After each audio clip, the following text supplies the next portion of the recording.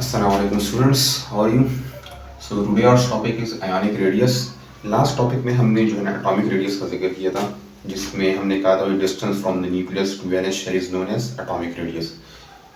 दोनों की जो डेफिनेशन है वो बिल्कुल सेम है। आपने जस्ट उसकी डेफिनेशन में क्या करना है, आयन का वर्ड यूज करना है एटम की जगह। यानी एक आयन की रेडियस को हम आयनिक रेडियस कहते हैं।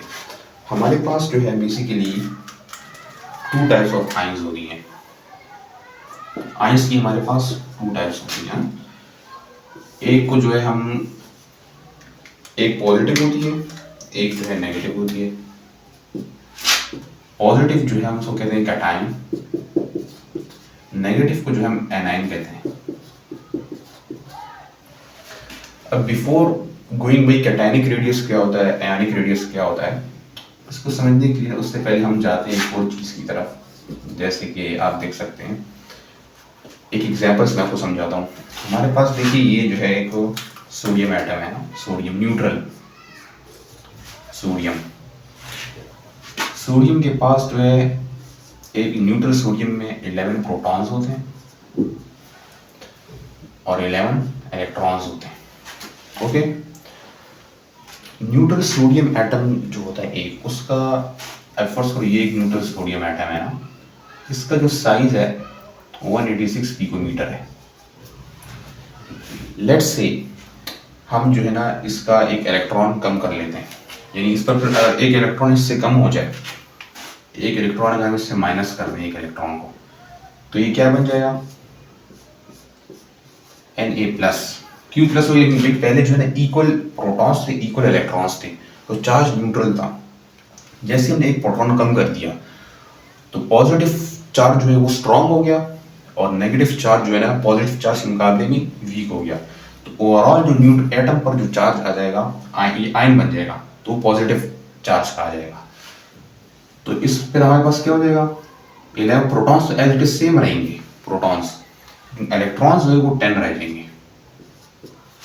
यानी कि इसमें एक इलेक्ट्रॉन जो है कम हो गया।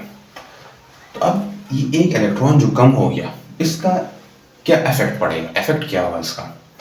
तो जैसे कि मैंने आपको इफेक्टिव न्यूक्लियर चार्ज के टॉपिक में बताया था, जब न्यूक्लियर फोर्स स्ट्रांग हो जाए तो वो वैलेंस शेल के इलेक्ट्रॉन्स को अपनी तरफ अट्रैक्ट करती है। अब यहाँ पर आप देखें, पहले तो दोनों जो है ना फोर्स एक जितनी थी, लेकिन अब यहाँ पर जैसे इसने एक इलेक्ट्रॉन डोनेट किया, यानी गिव अप कर दिया, तो पॉजिटिव फोर्स जो है, जो कि प्रोटॉन की फोर्स है न्यूक्लियस के अंदर, वो स्ट्रांग हो गई, इलेक्ट्रॉनिक फोर्स वीक हो गई। तो ये क्या करेगा, ये इलेक्ट्रॉन्स को जो है ना अपनी तरफ अट्रैक्ट करेगा, जिससे सोडियम का जो साइज है वो रिड्यूस हो जाएगा। यानी कि जब सोडियम जो है ना एक इलेक्ट्रॉन लॉस कर लेता है, उसके बाद जो है सोडियम का जो साइज है वो रिड्यूस होकर as it is something 98 picometre तक आ जाता है। That is the size of, ये इसका साइज है। देखिए पहले ये अब ये क्या था, ये न्यूट्रल एटम था सोडियम का, इसका साइज देखिए 186 पिकोमीटर है, लेकिन यहाँ पर सोडियम पॉजिटिव +1 चार्ज है इस पर। इसका क्या मतलब है, एक इलेक्ट्रॉन इसने डिनोट कर दी है, इसका साइज देखिए 98 पिकोमीटर हो गया। तो इससे हमें क्या पता चल रहा है, जैसे ही एटम पर यानी कैटायन पर पॉजिटिव चार्ज इंक्रीज हो रहा है, पॉजिटिव चार्ज अब आ रहा है, तो आयनिक रेडियस क्या हो रहा है, डिक्रीज हो रहा है। So we can say that parent atom से, यानी ये पेरेंट एटम है ना, जबकि न्यूट्रल एटम कह सकते हैं। न्यूट्रल एटम का जो साइज होता है वो कैटायनिक साइज से ज्यादा होता है, या फिर इस तरह कह सकते हैं cationic radius is smaller than neutral atom. यानी कि देखिए ना, कैटायनिक रेडियस क्या है, न्यूट्रल एटम की रेडियस से रिड्यूस है। ओके, ये तो कैटायनिक रेडियस हो गया। एनायन इसकी समरी में आपको लास्ट में अलग से लिख कर भी दूंगा। अब एनायनिक रेडियस की तरफ अगर आते हैं, इसके लिए मैं आपको एग्जांपल देता हूं क्लोरीन की। क्लोरीन जो है हमारे पास, इसमें जो है ना 17 प्रोटॉन्स होते हैं, 17 इलेक्ट्रॉन्स होते हैं। ओके, लेट्स से ये क्या है, पेरेंट एटम है, न्यूट्रल एटम है। देखिए 17 प्रोटॉन 17 इलेक्ट्रॉन, पॉजिटिव और नेगेटिव चार्ज इक्वल है, तो दोनों अपना इफेक्ट कैंसिल कर रहे हैं, तो ओवरऑल चार्ज इस पर क्या होगा, 0 होगा। तो ये क्लोरीन एटम न्यूट्रल है, इसको हम पेरेंट एटम कह सकते हैं। अब अगर एक फर्स्ट को ये क्लोरीन एटम बाहर से एक इलेक्ट्रॉन को वो कर ले, इसकी तरफ एक इलेक्ट्रॉन आ जाए ना, जिसे इसने फर्स्ट इसने डिनोट कर दिया और इसने ले लिया, तो इसके अंदर क्या हो जाएगा, क्या चेंज आएगा, ये क्लोरीन से क्लोरीन -1 हो जाएगा। तो इसके अंदर फिर क्या चेंजेस आ जाएंगी, प्रोटॉन्स तो एज इट इज रहेंगे, 7 के 7 प्रोटॉन्स रहेंगे, इलेक्ट्रॉन्स क्या हो जाएंगे, 18 इलेक्ट्रॉन हो जाएंगे, यानी पहले 17 थे अब 18 थे। अब यहां पर देखें, उस केस में पॉजिटिव फोर्स स्ट्रॉन्ग थी। क्यों स्ट्रॉन्ग थी, क्योंकि प्रोटॉन्स की तादाद इलेक्ट्रॉन्स के मुकाबले में ज्यादा थी। यहां पर देखें, इलेक्ट्रॉन्स की तादाद प्रोटॉन्स के मुकाबले में ज्यादा हो गई, नेगेटिव फोर्स स्ट्रॉन्ग हो गई, पॉजिटिव फोर्स वीक हो गई, यानी कि इसकी वजह से क्या हो जाएगा। अब फर्स्ट करो, पहले इसका साइज जो है ना, हमारे पास ये मैं आपको बताना भूल गया, जो क्लोरीन जो फ्री एटम होता है, एक पेरेंट एटम, इसका जो साइज होता है हमारे पास, that is something 99 picometre. Okay, ये 99 पिकोमीटर होता है, ये इसका साइज हो गया, ये फ्री एटम का, पेरेंट एटम का। अब जब इसने एक इलेक्ट्रॉन गेन कर लिया, 18 इलेक्ट्रॉन्स हो गए, तो इससे क्या होगा, इससे ये होगा इंटर इलेक्ट्रॉनिक रिपल्जन होगी वैलेंस शेल में, यानी इलेक्ट्रॉन्स की तादाद बढ़ जाएगी, वो एक दूसरे करीब करीब आ जाएंगे, जिससे क्या होगा, इलेक्ट्रॉन इलेक्ट्रॉन तो सेम चार्ज है, सेम चार्ज की वजह से वो एक दूसरे को रिपेल करेंगे, रिपल्जन की वजह से क्या हो जाएगा, दूर हो जाएंगे। जब दूर हो जाएंगे साइज विल इंक्रीज, यानी कि क्या हो जाएगा, पहले 99 पिकोमीटर था, it will change into 181 picometre. Change देखिए जरा, 99 से 181 बिल्कुल डबल हो गया एकदम से ना। ये देखिए बिल्कुल, ये उसके मुकाबले में यहाँ पर कम हो रहा था, यहाँ पर इंक्रीज हो रहा है। मैंने क्या बताया, due to inter electronic repulsion, electronic force strong हो गई ना। पहले तो दोनों फोर्स बैलेंस ही, तो कुछ अफेक्ट नहीं हो रहा था, लेकिन जब इलेक्ट्रॉन गेन हुआ, बैलेंस डिस्टर्ब हो गया, तो उससे क्या हो गया, electronic force increase, due to फिर इंटर इलेक्ट्रॉन रिपल्जन हो गई, और उसकी वजह से साइज इंक्रीज हो गया। ओके, अब यहाँ पर इस सब की अगर मैं समझी आपको मैं बताऊं, तो ये है कि हमारे पास एक होता है पेरेंट एटम या फिर न्यूट्रल एटम को कह सकते हैं, एक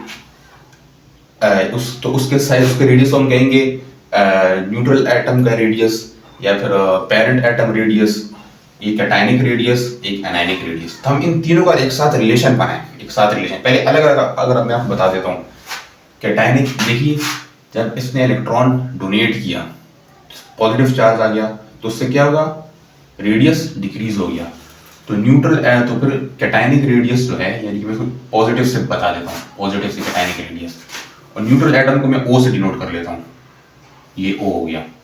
तो यहाँ पर देखिए, न्यूट्रल एटम का जो रेडियस है वो 186 पिकोमीटर है, और कैटायनिक का जो है वो 98 पिकोमीटर है। तो हम कह सकते हैं न्यूट्रल एटम का रेडियस कैटायनिक रेडियस से ज्यादा है। इस केस में हम कह सकते हैं, पहले जो है ये पेरेंट एटम है, ओ से डिनोट कर दिया मैं, ये 98 पिकोमीटर रेडियस है, ये एनायनिक रेडियस है, ये देखें ज्यादा हो रहा है, ये एनायनिक रेडियस है फर्स्ट करो। तो अब देखिए कौन सा रेडियस ज्यादा है, एनायनिक। तो इस केस में एनायनिक रेडियस ज्यादा हो रहा है, इस केस में पेरेंट एटम का रेडियस ज्यादा है। तो अगर हम इसको ना एक साथ रिलेशन अगर हम इसका बनाएं, तो हम देखिए इसका रिलेशन अगर हम इस तरह बना सकते हैं, ये पेरेंट एटम हो गया, यहां पर एक साइड में हम लिख सकते हैं एनाइन, ये एनाइन हो गया, एक साइड में हम लिख सकते हैं कैटाइन। हमने क्या कहा, पेरेंट एटम का रेडियस कैटायनिक रेडियस से ज्यादा है, इस तरह डिनोट कर दें। यहां क्या क्या हमने, एनायनिक रेडियस जो है that is greater than parent radius, तो हम यहां पर इसको इस तरह डिनोट कर सकते हैं। तो अब देखिए ये तीनों का एक साथ रिलेशन हो गया, ये बहुत इंपॉर्टेंट रिलेशन है ना। सो कुछ और एक दो रिलेशन अगर आपको मैं बताऊं, जिससे आपको ये सारी कहानी समझ में आ जाएगी दो पॉइंट्स में। दैट इज एनायनिक, ये रेडियस जो है ionic, that is directly proportional to, ये डायरेक्ट प्रोपोर्शनल निशान है, कैटायनिक साइज ये कैटायन से cationic charge, no sorry anionic charge, ये क्या बोल रहा हूँ, यानी क्या मतलब इसका, जितना आयन एनायन पे चार्ज ज्यादा होगा, ज्यादा बढ़ता जाएगा, मैग्नीट्यूड जितना इंक्रीज होता जाएगा, रेडियस इंक्रीज होता जाएगा। आपको मैं एग्जांपल देता हूँ, लेट्स से हमारे पास है एक सल्फर ले लेते हैं, दैट इज न्यूट्रल सल्फर। फिर एक और जिस पर -1 चार्ज है, दूसरे पर -2 चार्ज है। तो अब देखिए हमने यहाँ पर क्या बात की थी, जैसे जैसे इलेक्ट्रॉन गेन ज्यादा होता जा रहा होता है, रेडियस इंक्रीज होता जा रहा होता है। हम इसको इस तरह कह सकते हैं, यानी कि जितना मैग्नीट्यूड ऑफ आयोनिक चार्ज ज्यादा हो रहा है, एनायनिक नेगेटिव चार्ज जितना बढ़ रहा है, रेडियस उतना ज्यादा इंक्रीज कर रहा है। ये इस रिलेशन के लिए एग्जांपल होगी। एक और रिलेशन अगर मैं आपको यहाँ पर ड्रॉ करूं, ionic radius is inversely proportional to, यहां पर क्या पाया, आयोनिक चार्ज, यहां पर कैटायनिक चार्ज, यानी कैटायन के चार्ज पर उसके साथ रिलेशन इनवर्स है। किस तरह, ये देखिए आप इसी को ले लीजिए, पहले चार्ज न्यूट्रल था, इस पर 0 चार्ज था, फिर इस पर +1 चार्ज आ गया, तो क्या हुआ, रेडियस इंक्रीज या डिक्रीज हो गया, डिक्रीज हो गया। यानी अगर हम इसको एक और एग्जांपल आपको दूं इस तरह, लेट्स से ये है एक magnesium, that is neutral magnesium है, दूसरा है मैग्नीशियम +1, दूसरा है मैग्नीशियम +2।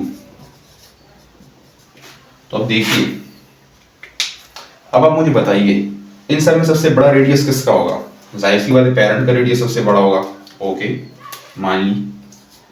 अब इन दोनों में किसका बड़ा होगा, तो हमने क्या कहा, यहाँ पर रिलेशन देख लिया जरा, कैटायन चार्ज जितना बड़ा होगा, कैटायन चार्ज इंक्रीज होगा, रेडियस विल डिक्रीज, ये डिक्रीज हो जाएगा। तो अब देखिए +1 बड़ा है +2 बड़ा है, भाई +2 बड़ा है, जब +2 बड़ा है तो साइज तो सब कम होगा ना, तो हम इसको इस तरह लिख सकते हैं, यानी जितना रेडियस ज्यादा होगा, चार्ज ज्यादा होगा, रेडियस उतना कम होगा। तो इन दोनों का जो है ना रिवर्स रिलेशन है।